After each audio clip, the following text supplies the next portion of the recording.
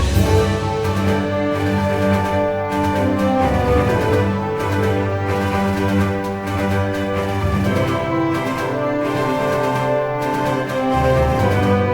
दोस्तों, बात करेंगे आज जजों की नियुक्ति के बारे में, जो बहस चल रही है और जो बहस मीडिया में नहीं दिखाई जा रही, जिसके बारे में कोई मीडिया बात नहीं कर रहा।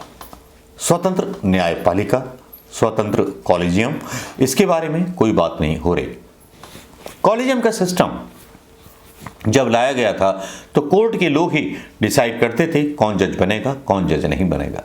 लेकिन यहां तो जैसे इस परंपरा पर थोड़ी सी घुन लग गया, दिमक लग गया।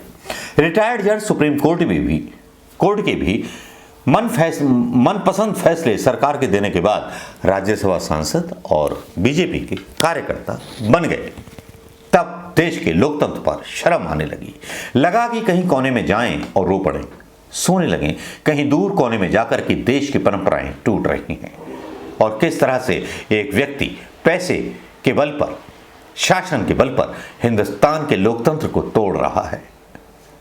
दुख हुआ और दुख सही भी था, क्योंकि ये दुख वो था जो हिंदुस्तान की बर्बादी पर अपने आप में आंसू बहा रहा था, उन लोगों के द्वारा जो लोग चुपचाप हिंदुस्तान को बर्बाद होते हुए देख रहे थे।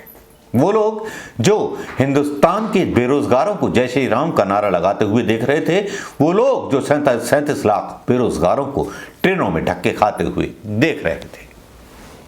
लेकिन इस पर थोड़ी सी भी दया सुप्रीम कोर्ट को नहीं आई। सुप्रीम कोर्ट को जरा सी भी दया नहीं आई। सुप्रीम कोर्ट छोटी छोटी बातों पर संज्ञान ले लेता था। लेकिन कानून मंत्री किरण रिजिजू पांचजन्य में दिए गए अपने एक इंटरव्यू में बोलते हैं कि जजों को यह अधिकार नहीं होना चाहिए कि वो छोटी मोटी चीजों पर अपना दिमाग खपाएं। साथ ही उन्होंने एक बयान और दे दिया और बयान दे करके सनसनी मचा दी।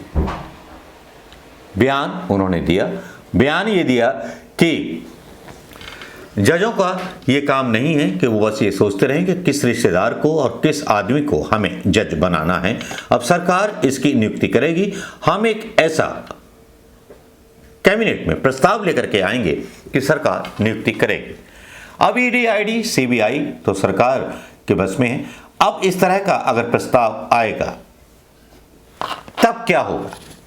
जज सरकार की मर्जी से किसी को भी फांसी की सजा सुना देंगे, किसी को भी कोई सजा दे देंगे, किसी के खिलाफ भी कोई वारंट जारी कर देंगे, किसी भी कंपनी के किसी भी डायरेक्टर के खिलाफ कोई भी सम्मन जारी कर देंगे, किसी को भी कुछ भी कर दिया जाएगा।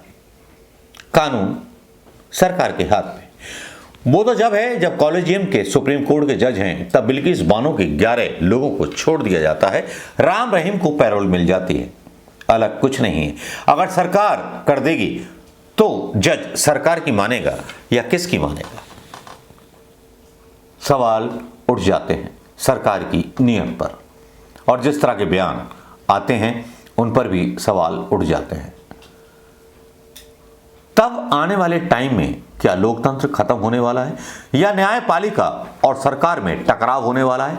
क्योंकि जैसे ही ये निर्णय आएगा और जैसे ही सरकार ये निर्णय लेगी, वैसे ही कॉलेजियम सिस्टम में बैठे हुए सुप्रीम कोर्ट के जज और वो जज जो कॉलेजियम सिस्टम का फॉलो करते हैं, क्या वो विद्रोह नहीं करेंगे? क्या वो सरकार के खिलाफ कोई एक ऐसा आदेश पारित नहीं करेंगे जो कानून मंत्री के मुंह पर तमाचा मारता हो? क्या देश में टकराव की स्थिति बढ़ रही है?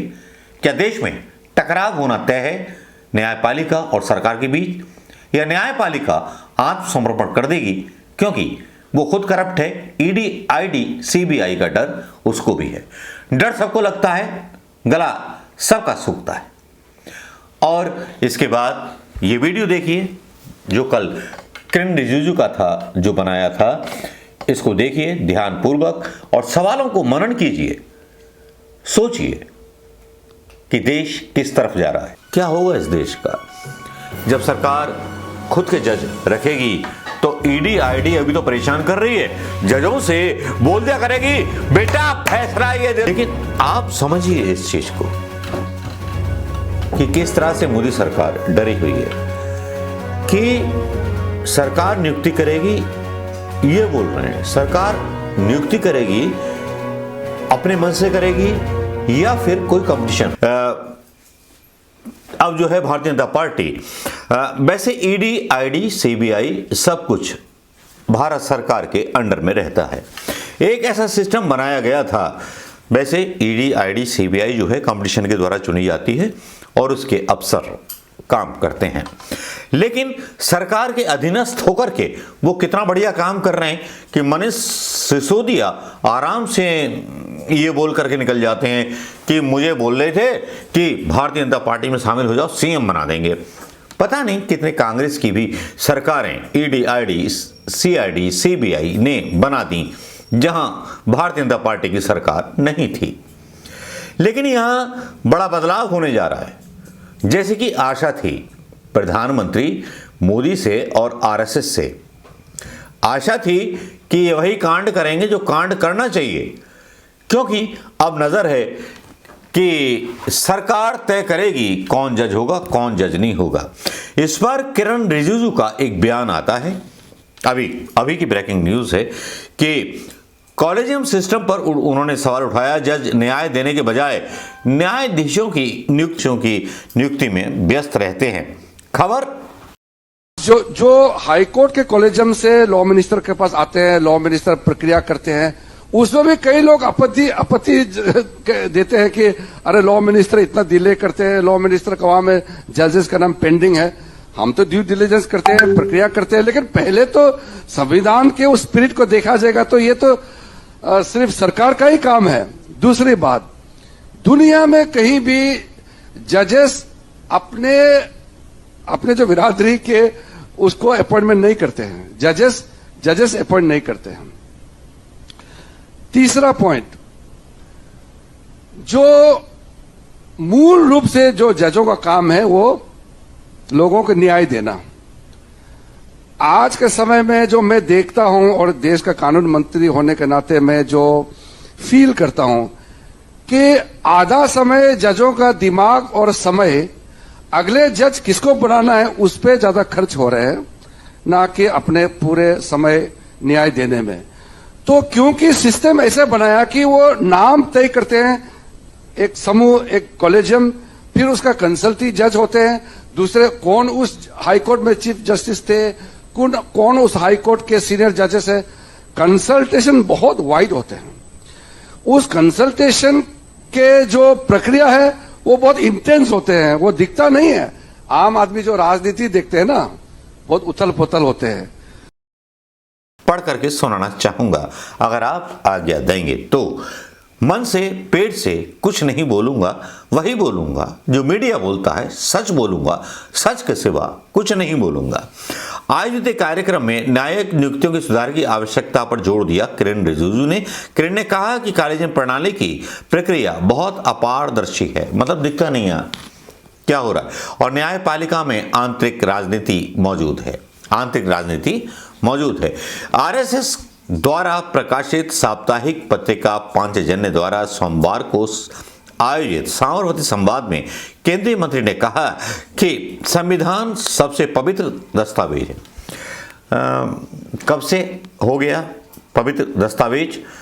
लोकतंत्र के तीन स्तंभ विधायिका, कार्यपालिका और न्यायपालिका हैं। कार्यपालिका, विधायिका अपने कर्तव्यों से बंधे हुए हैं। न्यायपालिका उन्हें सुधारती है, लेकिन अब न्यायपालिका भड़क जाती है तो उन्हें सुधारने का कोई भी उपाय नहीं बचता है। न्यायाधीश के आदेश के माध्यम से अपनी राय ने केंद्रीय मंत्री ने कहा कि न्यायपालिका को नियंत्रित करने का कोई भी तरीका नहीं बचता तो जुडिशियल एक्टिविज्म शब्दों का इस्तेमाल होता है। उन्होंने कहा कि न्यायाधीश मामलों पर टिप्पणी करते हैं तो उनके निर्णय का हिस्सा नहीं होती हैं। एक न्यायाधीश के रूप में आप कठिनाइयों और वित्तीय समस्याओं को नहीं समझ सकते। यह एक तरीके से उनकी सोच को उजागर करती है। उन्होंने कहा, अच्छा होगा अगर जज अपने आदेश के माध्यम से अपनी राय दें। इंदिरा गांधी का जिक्र और नेहरू का जिक्र अगर न आए किसी फैसले में तो भैया जिसमें कुत्ता खाए इसमें इनको खिला देना, क्योंकि इनकी यही बात बन चुकी है।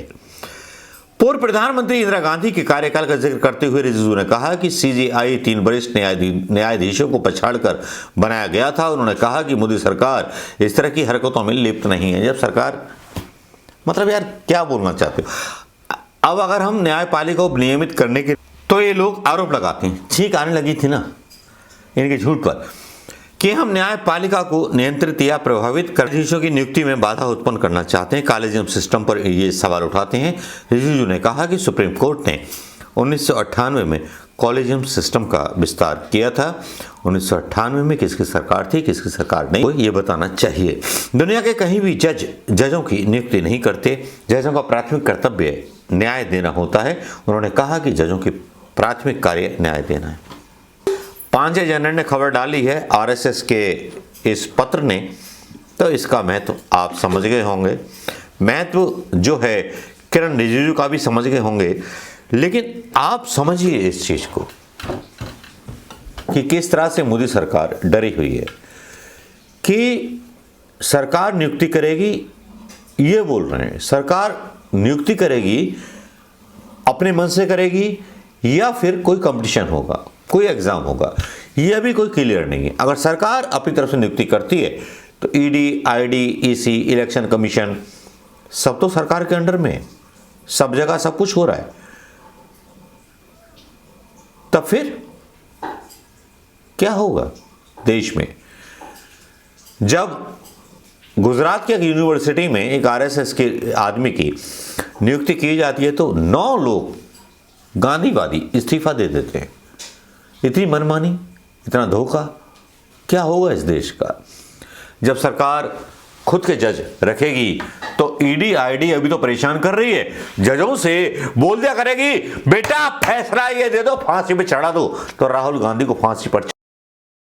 जब देश और देश में जो व्यवस्था है, न्यायपालिका को एक तरीके से नियंत्रित करने के लिए, अपने सीमा में बांध रखने के लिए अगर व्यवस्था नहीं होता है तो सवाल जुडिशियल एक्टिविज्म जैसे शब्दों का इस्तेमाल होता है। कई जजों का ऑब्जर्वेशन होता है जो उसके ऑर्डर का हिस्सा नहीं होते हैं। वो ऑब्जर्वेशन दे करके एक तरीके से उनके सोच उजागर करते हैं और समाज में इसका विरोध भी होता है। मैं जब भी जुडिशरी के साथ मेरा वार्ता होता है, जजों के साथ में मेरा बातचीत होता है, मैं बहुत चढ़ा दिया जाएगा। नमस्कार, जय हिंद दोस्तों।